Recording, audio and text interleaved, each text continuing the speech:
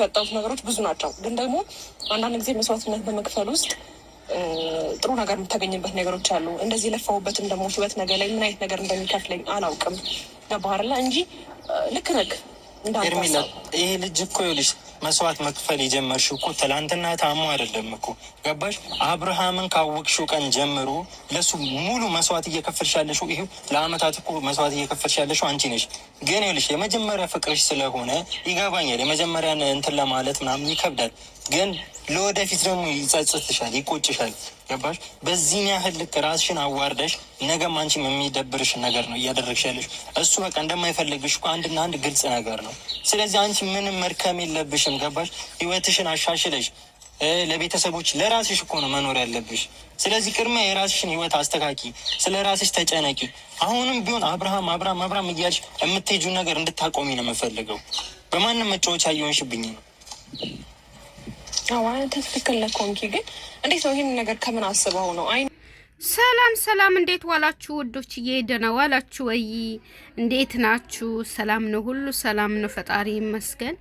እና ዛሬ እንግዲህ ሄርሜላ ወንድም እህቱን ይዞ መጥቶ እየመከራት ነው። እንግዲህ ሚዲያ ላይ አቆሞ በህዝብ ፊት እየመከራት ነው። እና ከአብርሽ ጋር ያለሽን ነገር አቆሚ እያላት ነው። ነገ ይቆጭሻል። ይሄ ልጅ የሚሆንሽ አይደለም፣ ህይወትሽን ብቻ ነው የሚያበላሸው። አላማሽን፣ መንገድሽን፣ በቃ ያሰብሽውን ነገር ሁሉ ነው የሚያበላሽብሽ። ስለዚህ ተዩ፣ አይሆንሽም እያላት ነው። በቃ እንግዲህ ተስፋ ቁረጪ በሱ፣ እሱ የሚሆንሽ ሰው አይደለም እያለ እየመከራት ነው። ያው በእርግጥ እሱ ሁሉ ጊዜ እንደ መከራት እንደ ለመናት ነው። ከዚህ ልጅ ያለሽን ነገር አቆሚ፣ በቃ ይሄ ልጅ መንገድሽ አይደለም፣ ይሄ ልጅ ህይወትሽ አይደለም፣ በቃ ይሄ ልጅ ምንም ነገር አይጠቅምሽም ብሎ በእርግጥ እየመከራት ነው። ግን እሱ አሰማም፣ በቃ አሰማም፣ በቃ ተይ ብሎ እየመከራት ነው። በእውነት እግዚአብሔር ነው። ልክ ነው፣ ምክሩ ልክ ነው። አብርሽ አይጠቅምሽም። ሩታዬ፣ እኔም ነግሬሻለሁ። ለሩታ ያልሆነ ለልጁ ያልሆነ አንቺ አይሆንሽም ሀቢብቲ፣ አይሆንሽም። እሺ ቢቀርብሽ ነው የሚሻለው። እኔ ብዬሻለሁ ከዚህ በፊት አንቺ በጣም ቆንጆ ልጅ ነሽ፣ ማንም የሚፈልግሽ ልጅ ነሽ፣ ማንም ወንድ በቃ የሚፈልግሽ ሰው ነሽ ብዬ መክሬሻለሁ። ግን ዛሬ ወንድሟ እየመከራት ነው። የማንም መጫወቻ ሆንሽ፣ ለማይፈልግሽ ሰው እንኳን እየተጫወተብሽ ነው። የማንም መጫወቻ ሆነሽ ቀረሽ እኮ። እኔንም ጭምር እያሰደብሽኝ፣ እህትህ እንዲሆና እየተባልኩኝ በየመንገዱ ሰው እያቆመኝ እየሰደበኝ፣ እህትህ እንዲሆና አንተ ወንድ አይደለህም እንዴ ብለው እየሰደቡኝ፣ በቃ የማንም መቀለጃ አረግሽኝ፣ የማንም መሳቂያ አረግሽኝ። እኔ ራሱ አንቺ ተዋርደሽ እኔንም አዋረስሽኝ ብሎ እንግዲህ እየለመናት ነው ማለት ነው። እየለመናት ነው ወንድሟ። ግን ከሰማች እንግዲህ ከሰማች ዛሬ የሚበቃትን ያህል መክሯታል። በቃ እሱ ባለ ትዳር ነው። በቃ እጅሽን አውጪ። እሱ ከትዳሩ የወጣ ሰው አይደለም፣ ከልጁ የወጣ ሰው አይደለም። ያስታውቃል፣ በቃ ያስታውቃል። በቃ ከእንደዚህ አይነት ህይወት ውጪ ብሎ እንግዲህ እየመከራት ነው። በእርግጥ ግን አንዳንድ ጊዜ ፍቅር እውር ነው የሚባለው እውነት ነው። በቃ በፍቅር ታውረሽ ነው ማለት ነው ሄርብዬ፣ በቃ በፍቅር ታውረሽ ነው ማለት ነው። አይዞሽ፣ አንድ ቀን ደግሞ ይገለጥልሻል። አንድ ቀን አብርሽ እንደማይፈልግሽ፣ ሊጫወትብሽ እንደሆነ፣ ሊሸቅልብሽ እንደሆነ ማወቅ አለብሽ ሀቢብቲ፣ ማወቅ አለብሽ። ስለዚህ የማንም መሸቀያ ከምትሆኚ፣ የማንም መደበሪያ ከምትሆኚ ከእንደዚህ አይነት ህይወት ውስጥ መውጣት አለብሽ። በቃ ራስሽን አስመልጪ ሄርሜላ፣ በቃ ራስሽን አስመልጪ። እንዴ ምን ሆነሽ ነው? በቃ ራስሽን አስመልጪ። እንዴ ለምን ትዋረጃለሽ? በዚህ ልክ ውርደት ምን አስፈለገ? ለየትኛው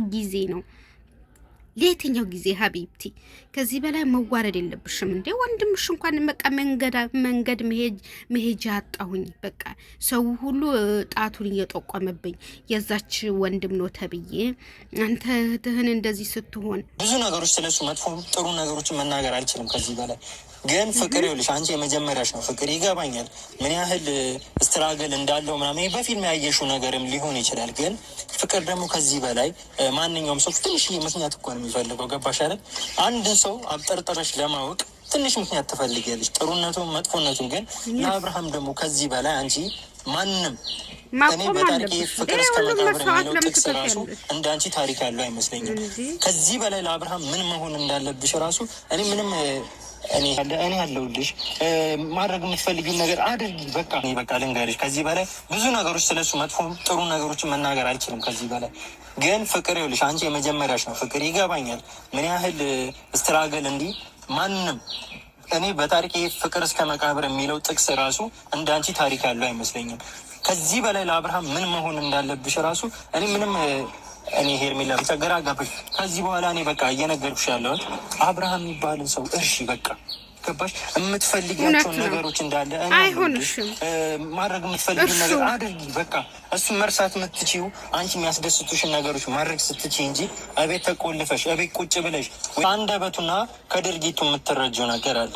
በቃ ሄርሜላ እንደማይፈልግሽ እኮ አንድና አንድ ግልጽ ነገር ነው እያሳየሽ ያለው። የግድ እኮ አንድ ሰው እኔና አንቺ እንደዚህ እንኖራለን እንደዚህ ተስፋ ምናምን ስለሰጠች እና ወንድምየው እየሸቀለብሽ ነው። ይሄ ሰው ምንም የሚሆንሽ አይደለም፣ እየሸቀለብሽ ነው። ስለዚህ እግርሽን አውጪ፣ ከዚህ ሰውየው ጋር እራቂ፣ እግርሽን አውጪ።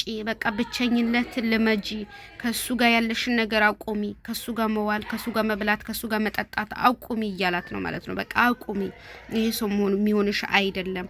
በጣም ከባድ ሰው ነው፣ አስመሳይ ሰው ነው።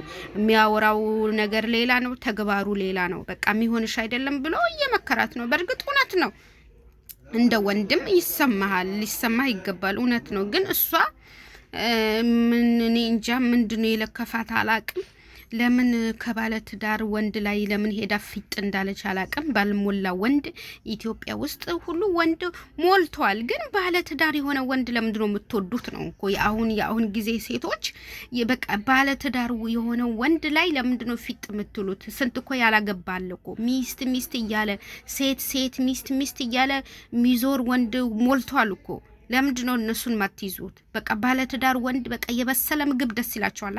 ሳትደግሙበት በቃ ድክም ሳትሉ ሰው ያበሰለው ምግብ በቃ መብላት ደስ ይላቸዋል አይደለም? በቃ እንደዚህ ነው በቃ የሚያመለክተው። በቃ ባለትዳር ወንድ የምትፈልጉ ሴቶች ቁጭ ብላችሁ የበሰለ ምግብን ቁጭ ብላችሁ ሰው የደከመበትን ምግብ መብላት እንደማለት ነው። ባለትዳር የምትወዱ ወንዶች ማለት ነው፣ ስለዚህ ሴቶች ማለት ነው። ስለዚህ ባለትዳር ከሆነ ወንድ ላይ በቃ አይናችሁ አንሱ፣ እጃችሁን አንሱ፣ ተሰብሰቡ ነው ምለው እኔ። ተው የዘንድሮ ሴቶች ተው ብያለሁ። ባለትዳር ወንድ ላይ ፊት አትበሉ። መጨረሻችሁ ይሄ ነው የሚሆነው። በቃ ቤተሰብ ማስቸገር ነው፣ የባለትዳር ቤት ማፍረስ ነው ስራችሁ። ስለዚህ ተሰብስባችሁ ብትቀመጡ ይሻላል፣ እንደ ሄርሜላ አይነት ሴቶች ማለት ነው። ስለዚህ ሄርሜላ ተከበሪ፣ ራስሽን አስከብሪ፣ ቤተሰቦችሽን አስከብሪ። ይሄ ወንድምሽ ራሱ አፈርኩኝ እያለ ነው። ስለዚህ በቃ ስርዓትሽን ይዘሽ አብርሽ እንደማይሆንሽ አውቀሽ ኑሪ።